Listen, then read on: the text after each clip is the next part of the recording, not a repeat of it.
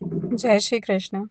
શ્રીનાથજી ચરિત્રામૃતમાં આજે આપણે સાંભળશું શ્રીનાથજીના નવા મંદિર માટે નવા અધિકારીની ખોજનો ભાગ 1 અને 2. રામદાસજી, આ નવા મોટા મંદિરની ચાવીઓનો ઝુમખો સંભાળી લો. વસ્ત્રો, આભૂષણો, સામગ્રી, સેવકો સર્વ કંઈ વધી ગયું છે. સાવચેતીપૂર્વક સેવામાં ઉપસ્થિત રહેજો. શ્રી મહાપ્રભુજીએ રામદાસ મુખિયાજીને બોલાવીને સાવધાન કર્યા. જે કૃપાનાથ, ચાવીઓનો ઝુમખો આપ મને આપી રહ્યા છો એટલે હું સમજી ગયો હવે મારા દિવસો પૂરા થયા. ચાવીઓની મને આવશ્યકતા નથી. આજથી 27 વર્ષ પહેલાં આપે જ્યારે શ્રી ગોવર્ધનનાથજીને ગિરિકંદ્રામાંથી પ્રકટ કરીને એમની સેવા મને સોંપી હતી એના 2 દિવસ પહેલાં જ સ્વપ્ન દ્વારા શ્રીજીએ મને આજ્ઞા કરી હતી અને જણાવ્યું હતું કે અમારી સેવાનો વૈભવ ન વધે ત્યાં સુધી તને અમારી એકાંત સેવાનો લાભ ઘણા વર્ષો સુધી મળશે.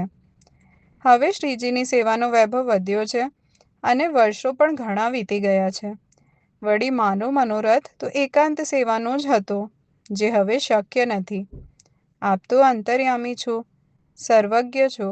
આપની કૃપાથી મને જે અલભ્ય ફળ પ્રાપ્ત થયું હતું તે ભોગવવાની અવધિ હવે સમાપ્ત થઈ રહી છે.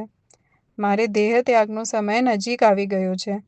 શ્રી ગોવર્ધન ધરણ મને એમની નિત્ય લીલામાં બોલાવી રહ્યા છે, તો આપ સેવામાં વિક્ષેપ ન પડે એ હેતુથી વહેલી તકે બીજા મુખિયાજીની વ્યવસ્થા કરાવી લો અને મને ભૂતલ ત્યાગવાની આજ્ઞા આપો.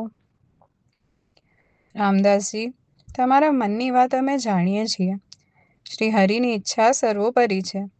અમે આજે જ બીજા મુખિયાજીનો પ્રબંધ કરાવીએ છીએ. નવા આવનારને સેવાનો બધો પ્રકાર અને સઘળી વ્યવસ્થા સમજાવીને પછી તમે હરિની ઈચ્છાને માન આપજો. તમારી ખોટ અમને જરૂરથી શાલશે. રામદાસજી સાથે રાજભોગ સમયે થયેલી વાતચીતના અનુસંધાનમાં શ્રી મહાપ્રભુજી ઉત્પાથનના સમયે સદુ પાંડે વગેરે અગ્રગણ્ય વૈષ્ણવને એકત્રિત કર્યા. પાંડેજી, નવું મોટું મંદિર તો સિદ્ધ થઈ ગયું. હવે એમાં વિવિધ ખાતાઓમાં સેવકો ઘણા જોઈએ છે.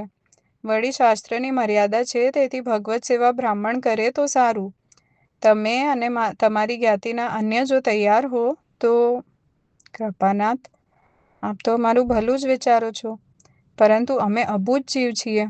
અમે લોકો સેવા પૂજાની કોઈ રીત સમજતા નથી. ઘરના અનેક કામમાં અમે વ્યસ્ત રહીએ છીએ. ખેતીવાડી અને પશુપાલનમાં અમને અધિકાધિક સમય તથા વ્યક્તિઓની જરૂરિયાત રહે માટે દેવ દમનની સેવા અમારાથી તો નહીં થાય. હા, સામગ્રી વગેરેની સેવામાં અમે પાછી પાની નહીં કરીએ.